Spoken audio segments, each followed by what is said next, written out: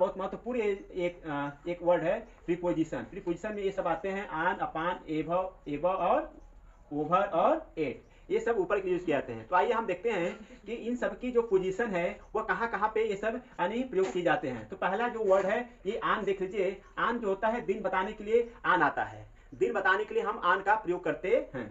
दूसरा, जब कोई वस्तु किसी अन्य वस्तु के स्पर्श करते हुए ऊपर हो तो वहां पे भी आन का प्रयोग होता है।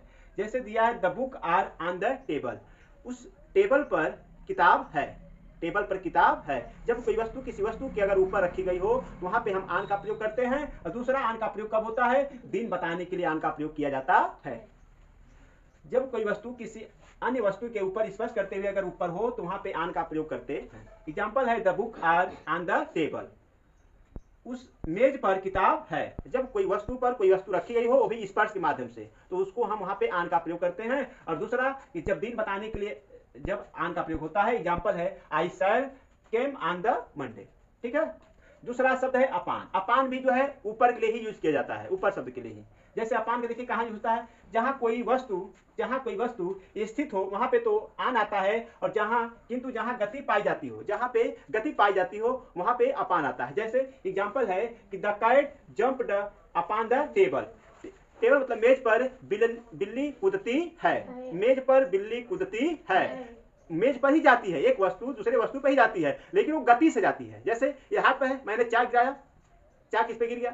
गया कि गया? तो ये हाथ पर ही गया है, इसके ऊपर ही गया है, लेकिन वो गति से गया है। तो जहां पे गति पाई जाती हो वहां पे हम अपान यूज करते हैं, और जहां पे स्थिर हो, स्पर्श करके अगर हो तो वहां पे हम आन का प्रयोग करते हैं। तीसरा शब्द है एव और ओवर। ये देख लीजिए तीसरा चौथा एव और ओवर का यूज हम ऊपर के लिए करते हैं। कैसे करते हैं देख लीजिए। इसका नियम है जब कोई वस्तु ऊपर की ओर हो, परंतु सिर को न छूती हो, कोई वस्तु हो लेकिन सिर पर न छूती हो, सिर को न छूती हो, कुछ ऊंचाई पर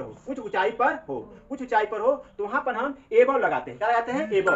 जैसे हमारे ऊपर घर का छत रहता है, घर का क्या रहता है? छत। तो छत रहता है तो वहां पे उसको लिए हम एबव लगाएंगे। जैसे एग्जांपल है we have a roof above our head, हमारे सिर पर क्या है? मतलब छत है। क्या है? छत। हम जो है हमारे ऊपर जो है घर का क्या है? छत है। तो वहां पे हम कुछ ऊंचाई पर है, इसलिए हम उसके लिए क्या लगाते हैं? एबव।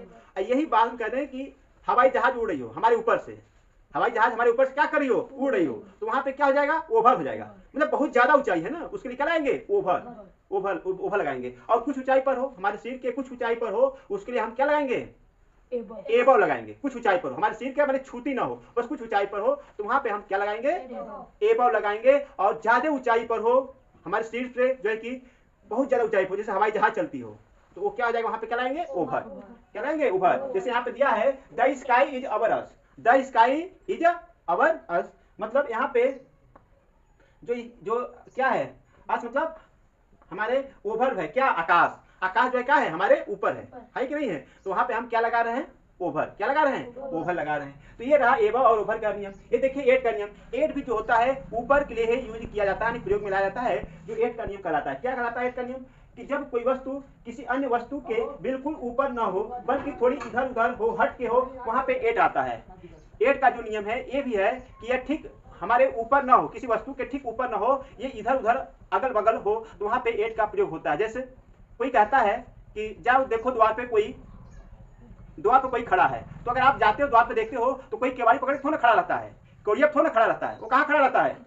इधर उधर रहता है।